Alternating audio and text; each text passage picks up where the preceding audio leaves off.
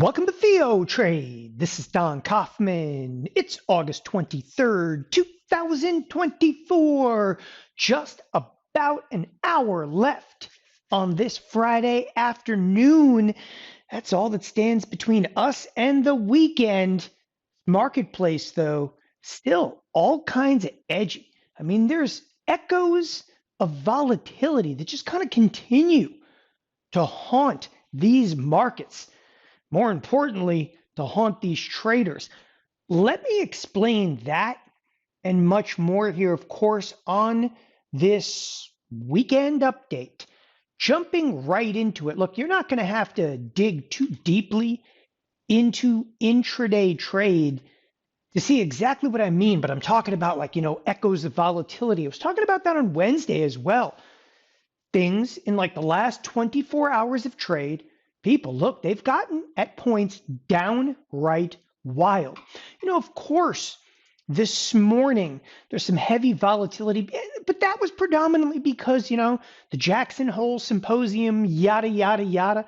Markets initially popped to the upside, but, again, hours after that, short bursts of just extreme volume and movement inside of the S&Ps. And need I even mention, you'll look back to Thursday's trade.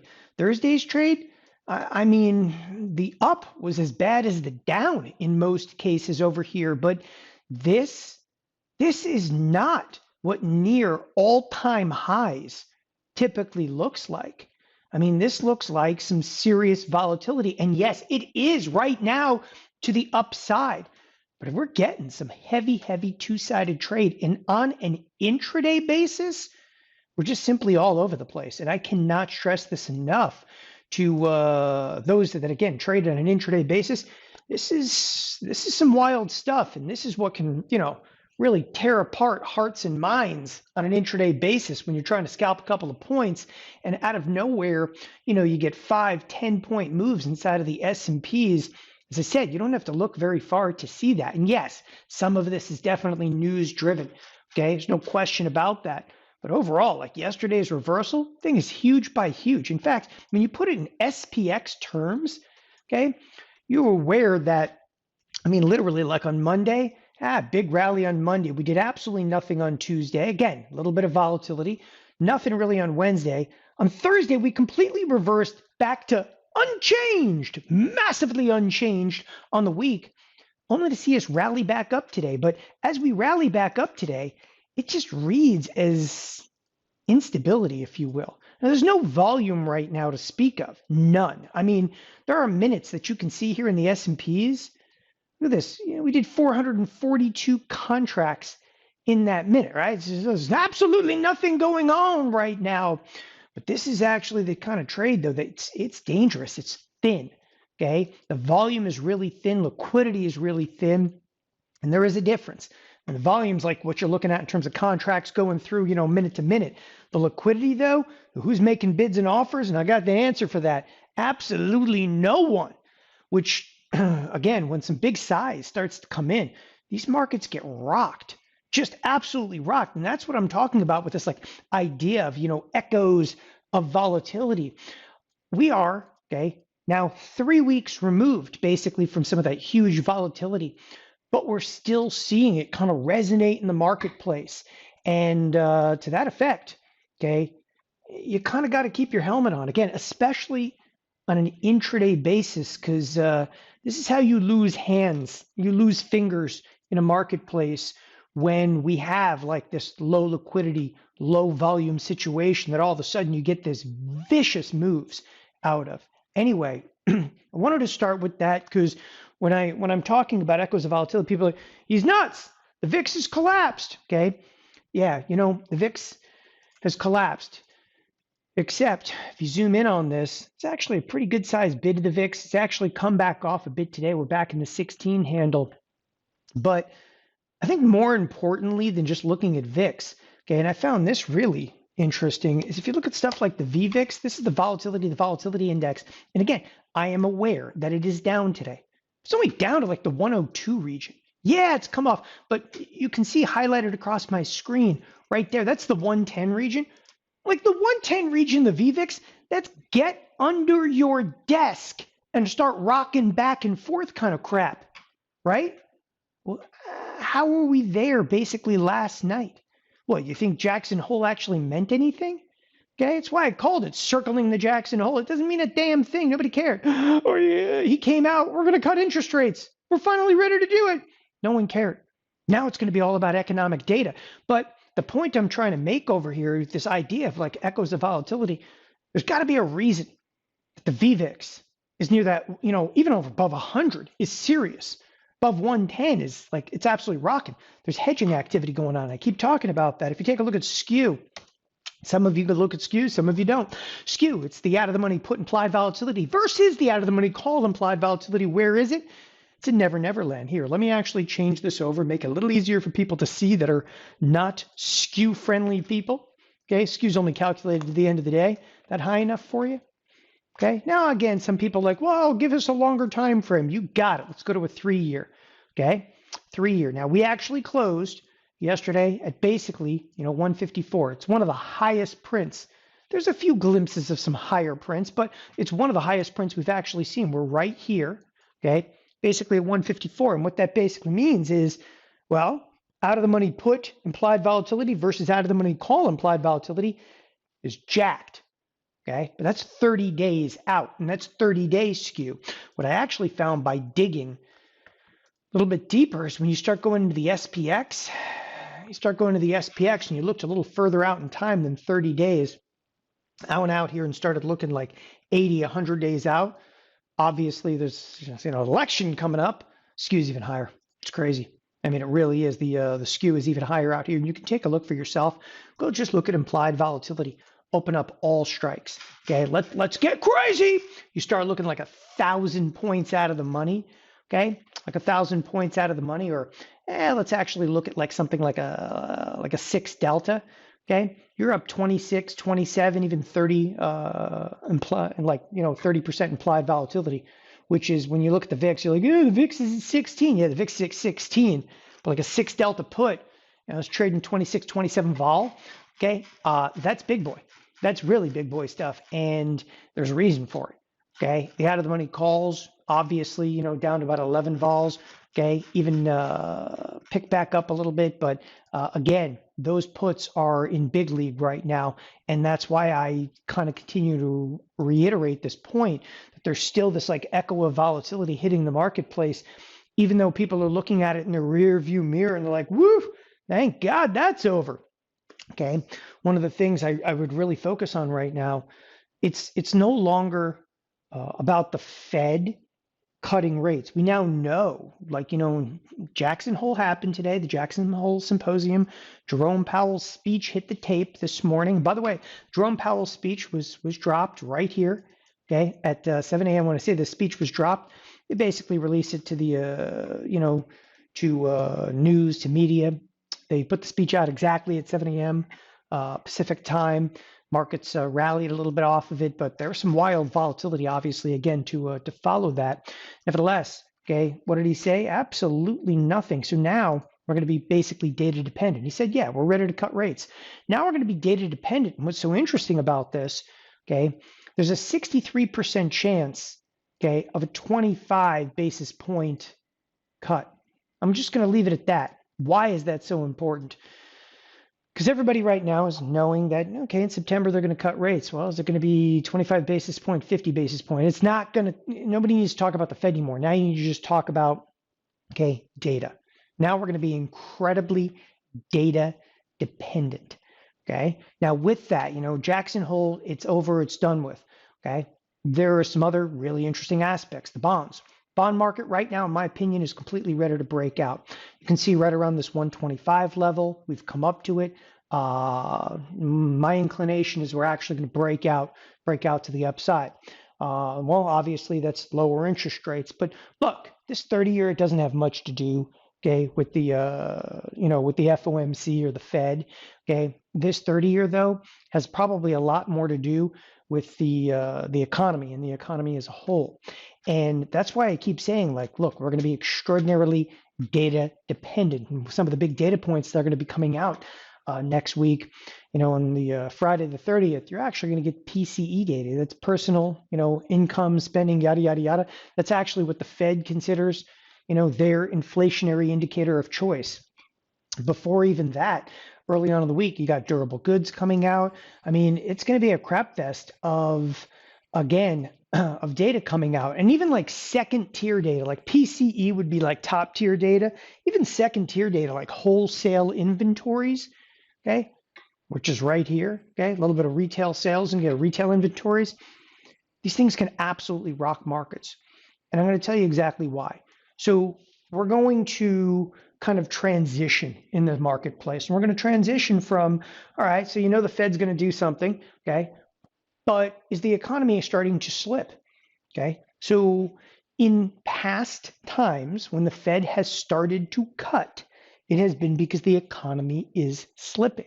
So all of a sudden we're transitioning from everything's fine in Goldilocks, but it's only going to take one bad data point. That's what I was talking about, PCE and negative market data. Negative market data. The Fed is already telling you they're going to cut. Now it's just a matter of they're going to cut fast enough, okay? Because they're going to be up against the clock. Or is the economy going to start to slip? Markets are going to be incredibly reactive to this. And you can actually already see it, which I'll cover here in a moment. You can see it, in my opinion, in the SPX. In fact, let's cut to the chase, go right to it. You go 7 days out, and there right now, there's an $81 expected move, which ironically is even bigger than the expected move from the week that we just passed through. So look, there's no Jackson Hole Symposium next week, but next week has a lot of data points. Markets are going to transition, okay, and be completely data point focused. Keep that in mind. So, as I was saying, bonds very likely to break out. Obviously, there's a trade opportunity in there, right? So bonds ready to break out to the upside. Great. The other aspect is in here, dollar. Let's actually cruise over to the dollar. Now, there's a lot of different ways to look at the dollar, but we're actually going to look at dollar sign DXY. Dollar looking like it's going to break through 100. Check this out. You've actually got to open this on like a 3-year chart to get a really good feel for it. But we are talking about dollar, okay, breaking through the 100 level. The trade to me, in this case, I think it's dangerous because do you really want to short into that hole? Okay, I mean, take a look. That dollar, it's barely upticked. Things getting absolutely annihilated at this point. Anyway, the dollar facing the 100 mark. I don't think the trade's in the dollar. I actually think the trade is either in gold, which, you could probably argue that gold is already broken out, okay? Or on any pullback, silver. In my opinion, silver would have to pull back again. Decent pullback, maybe here, and this is SLV, but a pullback, okay, in and around the low 26 region before I would actually amp up for another move to the upside. I already took a bullish silver position, exited that one profitably, over and done with, but I'm looking once again on dollar strength. Silver will pull back, okay, and I'm likely to want to amp up into that position. I really like the silver position right now, though, over the gold position at this moment in time, as well as that bullish bond positions. Like any pullbacks in bonds, okay, probably going to buy those if and when I get that opportunity in here. And with this kind of volatility hitting the tape on a day-to-day basis, that's likely. All right, moving along over here. So as I was talking about, we jumped around a little bit from bonds ready to break out, dollar likely to go under 100, PCE data and negative market data. You got to transition yourself now from thinking about who cares about the Fed. I mean, literally, who cares at this point? It's a 25 basis point cut. They won't care. It's a 50 basis point cut. They won't care. All that's going to be cared about at this point is going to be negative market data. And the inkling of negative market data is going to rock volatility into the S&Ps. Negative data for the first time, okay, in like over a decade. It's closer to 15 years. Negative data will be negative for the marketplace. That, okay, is going a long way. It's normalizing. This is a good thing, okay? The bad thing is going to be it can rock the marketplace. All right. Next on the docket? Some big earnings coming out this next week, and those big earnings are brought to you by Nvidia. Look, I don't read too deeply into this because earnings, it's such a binary thing, okay? But you basically have a $130 stock with about a $15 expected move. Just for what it's worth, in my opinion, I think that expected move may even get bigger. Okay, so you're anticipating. It's a big move, right? You're anticipating. Oh yeah, what's 8-10% amongst friends, and that's the kind of move that this thing is going to be pricing in. Again, assuming that volatility doesn't even pick up a little bit more.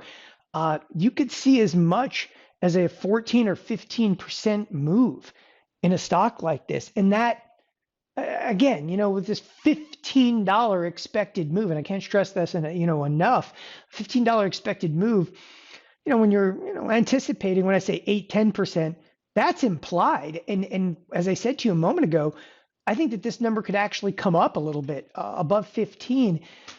The concern is for me not about Nvidia. I care less. Nvidia moves 10, 12, 13%, okay? And that being normal, it's the implication back to the S&Ps. It's the implication back over to the Nasdaq, because the Nasdaq, and you guys will find this quite interesting. If you take a look at the QQQ, okay? So we're going to look at Nvidia one more time. Just want to show you something in Nvidia. Nvidia comes out with earnings on the 28th. Right, 28th.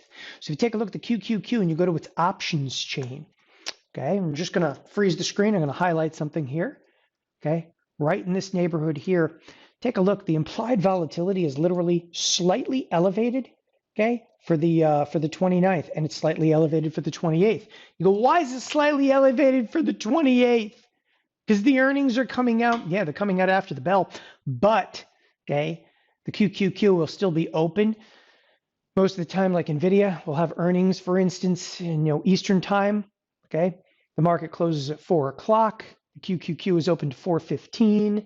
Okay, you could get anywhere from 10 to 12 minutes of trade, but the volatility is actually elevated, literally inside of the AUG 28, and quite readily so. I mean, you're looking at like one day, on a Tuesday here, a 14 vol. By Wednesday, you're actually jumping to 19 vol, and on Thursday, you're up to 21 vol.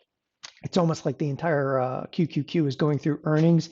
It is significant, and again, moves anywhere from, and it's hard to handicap because we're still quite a ways away from it. I'd say it's going to be moves anywhere from 8 to almost like 13% moves that are going to be implied in here.